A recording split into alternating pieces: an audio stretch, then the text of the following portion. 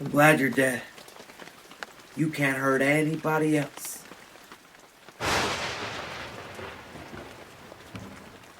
Hey guys, thanks so much for clicking on this video. My name is Chris. I just got done watching Zack Snyder's Justice League, and if you haven't heard, this is the original 4-hour cut of the Justice League we were supposed to see back in 2017 with director Zack Snyder, who at the time was the helmer of the DCEU, starting off with Man of Steel, then going to Batman vs Superman. He was able to film about 80% of Justice League until he left the project due to a family tragedy, handing the movie off to Warner Brothers, hoping that they'd go ahead and hire another director just to finish filming the couple scenes he had left for his film. But instead, the Warner Bros. Executives took a look at what Zack Snyder had provided to them and said, yeah, we want to refilm most of this entire thing and balloon our budget for Justice League over $300 million, making it almost impossible to earn a profit on this movie now. And that's exactly what they did, hiring the director from the Avengers, Joss Whedon, having him only use about 30% of Zack Snyder's stuff and then refilm the entire movie, even though it meant we would get a creepy version of Superman, because at this time Henry Cavill was legally obligated to have a mustache on his face because he was filming Mission Impossible Fallout. And really after that, I think the rest is history amongst fans. After the movie got released and with everyone not really loving it all that much, there began a cult following of people who demanded Warner Brothers release the Snyder Cut, the original version that Zack Snyder had intended for his universe. With all those years of headaches and fan turmoil behind us, now having actually seen this 4-hour cut, it's freaking glorious, man. With complete confidence, this movie is a full 180 turnaround to what we originally got to see. I feel weird saying this is a whole different movie because essentially at their core, 2017 Justice League and Zack Snyder's Justice League are the same film. They hold the same plot where Steppenwolf comes to Earth in search of the Mother Boxes, tries to gather them up for Darkseid. Batman rounds up the Justice League, fights them the best they can, resurrects Superman. A lot of the core elements that was in the 2017 movie are in this film, but Zack Snyder's Justice League is a way better put together movie that flows so much nicer and pays way more respect to these characters than I think any other DCU movie has so far. Because this movie actually treats the Justice League as what I always imagined them since I was a kid growing up watching the Justice League cartoons, and that these characters are essentially gods. Because keeping in mind, this movie was supposed to be our introduction to a lot of the characters we now know today, like Ray Fisher's Cyborg, Ezra Miller's Flash, Jason Momoa's Aquaman. In this movie, they are each given their own time to flesh out their origin story, bring up their side characters, bring up emotionally where they are in their lives, with like Ezra Miller's Flash's dad being in jail, him trying to find a job, balancing that life with also using his powers here and there. Having watched it and knowing that each character does get the love and attention they deserve, the 4-hour runtime feels almost very necessary for this thing to come out as good as it did. But really, the character that got the much needed love and essentially becomes the heart of this Justice League movie is Ray Fisher Cyborg. The Cyborg origin story gets done justice in this film, and oh my god, will it bring you to tears at times in this movie. Because in the 2017 version, Ray Fisher Cyborg almost felt like an afterthought, like, oh, okay, he's in this movie, but he barely does anything. In this movie, he's an essential core member. The relationship between his father and his introduction into the team is something I can't believe was cut out of the movie because it just works so well, especially with Zack Snyder's form of storytelling that whether you like the man's movies or not, one thing is for sure, the man knows how to make a movie look beautiful, and man is that no different here in the Justice League movie, where I can't believe if it were not for fans screaming out to see this movie would have actually have just been collecting dust. When it really is a Justice League movie, I would not be ashamed to eventually show my future children and go, this is Batman, this is Superman, these are a group of superheroes meant to defend the world. Another change in this movie that stands out as opposed to the theatrical cut is Steppenwolf himself. It's not just that he got a whole redesign that makes him look like a complete badass in this movie.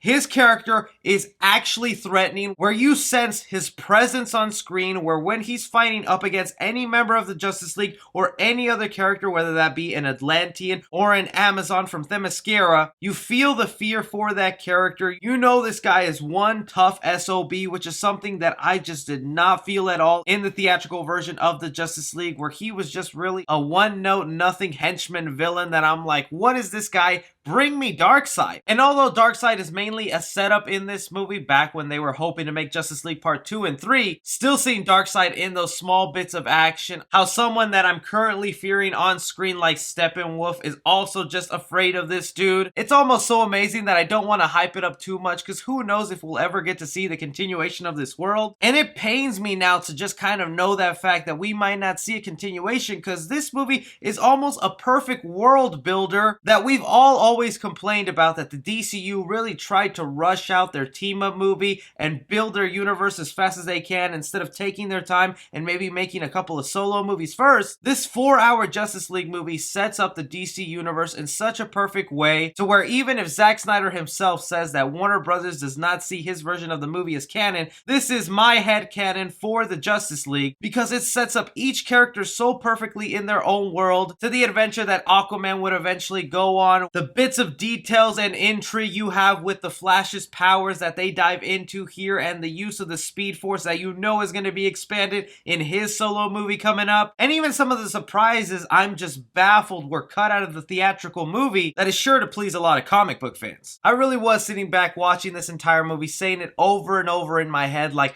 how could you not make this your original version of the Justice League? Everything works so much better. Even the resurrection of Superman actually makes way more sense in this version than the theatrical cut, because the story actually just flows so much better, feels natural. To some, I can understand if they think of it as a slow burn, but I was invested the entire time with this movie. By now, I think you can really tell I like this film so much more, but I also have to keep in mind, this is me keeping in contracts with what we were given in the 2017 cut, because I do also want to be honest about what didn't completely work for me in this movie and some of the negatives I have, that I'm always scared to talk about negative things when addressing Zack Snyder's Justice League, just because there are just some crazy Snyder fans out there that really don't make it fun to talk about a movie. So I want to just emphasize again before I get to my negatives, I really like this movie. Because of this film, I don't ever see myself wanting to watch the 2017 version. That essentially is dead to me. So with now saying that, some of the things that didn't completely work for me in this version of the Justice League is surprisingly Ezra Miller. He still isn't that great in this film. I was hoping that Zack Snyder's Justice League would kind of be that redemption for Ezra Miller's Flash. And while they really do try to make him the dorky, charming character who's throwing off these one-liners and is supposed to be the fun, naive Justice League member, I'm just still not completely sold on his version of the Flash. It comes off a little more annoying and not as funny, just babbling to be babbling. And even this one sequence that is in the trailers where he saves Iris West from a car crash, that scene came off more creepy than admirable. And I'll probably go into more detail in my spoiler review about that, but I'll just say right there, hot dog wiener. What the heck? The runtime, even though I was saying is necessary to give all these characters their backstory and their justice in their film, it did feel like there was a handful of scenes that could have just been cut out of this movie. So much slow motion sequences that almost felt unnecessary at times, but it just kind of goes to what Zack Snyder wanted to do with this movie and give it this grand epic feel that it definitely has. Because really my main word I want to go to when describing this film is just epic. It is epic on a grand scale, but I'll take those nitpicks over the handful and long list of negatives I had for the 2017 version. This film, although it was still supposed to expand the world and continue it further, that is a mystery if that'll happen. You kind of now have a really great trilogy of DC movies here, starting off with Man of Steel and ending off with Zack Snyder's 4-hour Justice League movie, that I'm kind of really proud now as a comic book fan that this is something that exists, because although very flawed, you see the passion, you see the strengths in these characters. I can't tell you just how good it feels to know in the world there exists a great version of the Justice League out there I can watch whenever I want now. That is what the Zack Snyder Justice League movie did for us, is redeem the Justice League name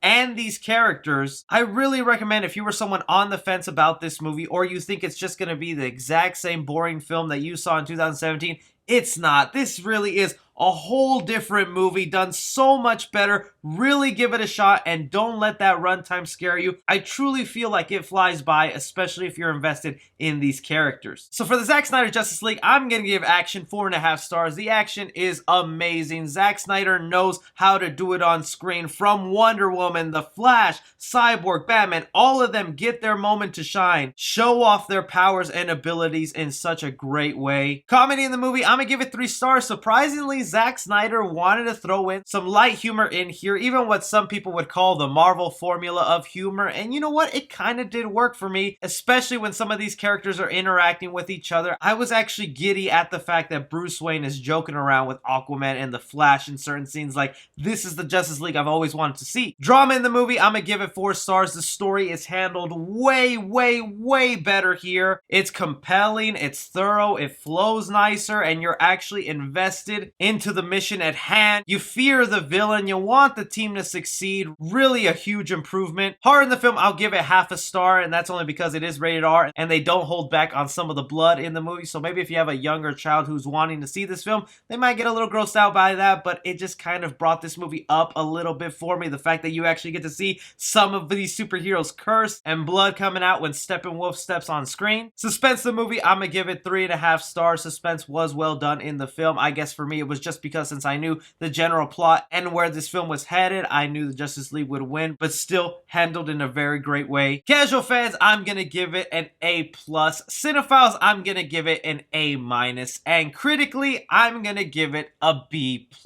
Screw it, man. I think Zack Snyder's Justice League deserves the 3C guarantee. I don't know if I'll ever change my mind on that, but I just truly feel so happy that I do live in a world where I have a great Justice League movie to watch. Like, I just can't tell you how amazing that feels. You don't know how upset of a fan I was that the Justice League, something I've always wanted to see, was just so trash in 2017 that finally getting something that I had a smile on my face ear to ear watching, having these superheroes I love just get the justice they deserve, it makes me so happy, man. Great job, Zack Snyder. I really hope you guys go ahead and check it out. But if you're still someone that's not going to see the movie, go ahead and let me know down below. If you are someone who got to see Zack Snyder's Justice League, go ahead and let me know your thoughts down below. I will be doing a spoiler review, most likely on this movie, and probably even talking about it on the podcast channel. So you guys stay tuned for that. Don't forget to like, subscribe, follow me on Twitter at 3C Film Review. As always, I'm Chris. Take care.